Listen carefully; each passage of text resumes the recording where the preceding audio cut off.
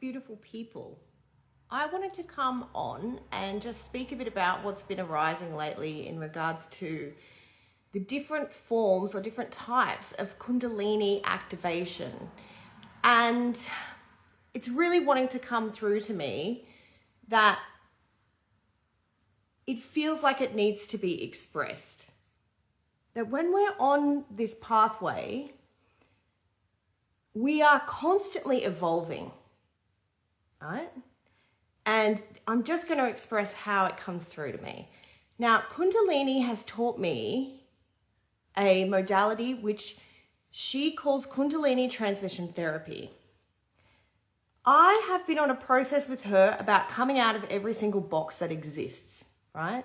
A few years ago, after Kundalini awakening, I lost all beliefs in everything, which meant all beliefs in spirituality, all beliefs in anything you can possibly imagine. In fact, a belief was like a solid thing that would turn into a wisp of smoke and disappear when I tried to hold on to it. Now, I believe and I know now, after years of integration, that there's a reason for this. And it's because we aren't, and this is all my perceptional view, this is how it comes through to me, we aren't here to cling to a belief that somebody else has created. And what this means is, although there can be systems and structures that assist us on this journey, i.e. teachings from ancient texts, etc., it's not disregarding them. It's allowing the process of evolution to take place. Now, when we're speaking about this, my modality is very different to, as far as I know, is different to Kundalini activation process. This is taught by, I think his name's Vera Wang. Now, he was obviously taught this via Kundalini, I'm assuming, how to do this process, right? Now, he's then gone on and taught it to others. I can't speak for what that is, okay? But I do know and have experienced it. And what actually occurred to me is I can feel, because I'm very aware, and I'd already had Kundalini awakening when I went, I could feel the energies moving within me, right? Now, when we work with energy on this level, and we're talking about Kundalini, we're talking about our energetic field and the subtle body, right? We're talking about distortions that exist within our energetic field.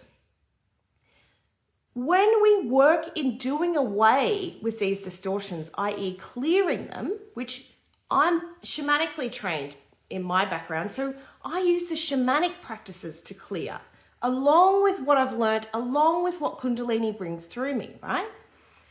So what this means is when the body goes into involuntary kriyas, it's very different to when the body is shaking and releasing energy, right? So sometimes you see people will just go into sort of convulsions and things like that. Now, this is a process of the natural ability for the body to heal itself and clear itself energetically, right? The difference is when we're in these processes, say, I can only speak from Kundalini Transmission Therapy, what she does. She works in allowing a clearer pathway for when the Kundalini is ready to be aroused. Now, I guarantee you, and I don't really care what anybody else says because this information has come through me and therefore it is my truth. You cannot wake up somebody's Kundalini.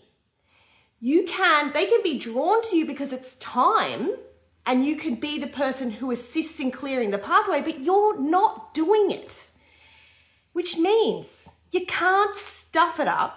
It means you can't blame someone for this occurring and you can't force it to happen.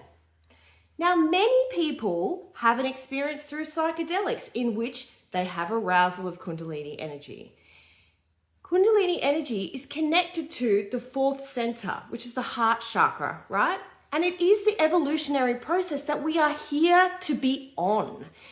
The first 3 centers are very animalistic, very third dimension, 3 centers, third dimension. We're moving into the 4th, which is the heart, right? Then the upper 3 chakras all seemingly come online after that. So in order to have the arousal of Kundalini, it is very connected to the heart, which means there's often a process of clearing the lower 3 chakras. Now, when you get to be able to clear enough of the lower 3 chakras, the energy can then move up to at least the 4th, because when it moves to the 4th, even if it stays there, it's not going to go back down again. It can rise up to even the 3rd and it can go back down, right? But once it gets to the 4th, it's going to stay in the heart. Now, this is often when people want to go and live on the land together in community, right? That's when you're at the heart chakra. But it keeps going, right? Then the other centers open. So what I'm really wanting to express, and the reason why she's really coming through me strongly in regards to this, is because these processes and practices that people are doing around the world, that some people are saying they're egoically, superficially waking up people's kundalinis, blah, blah, blah, you can't wake it up until it's ready.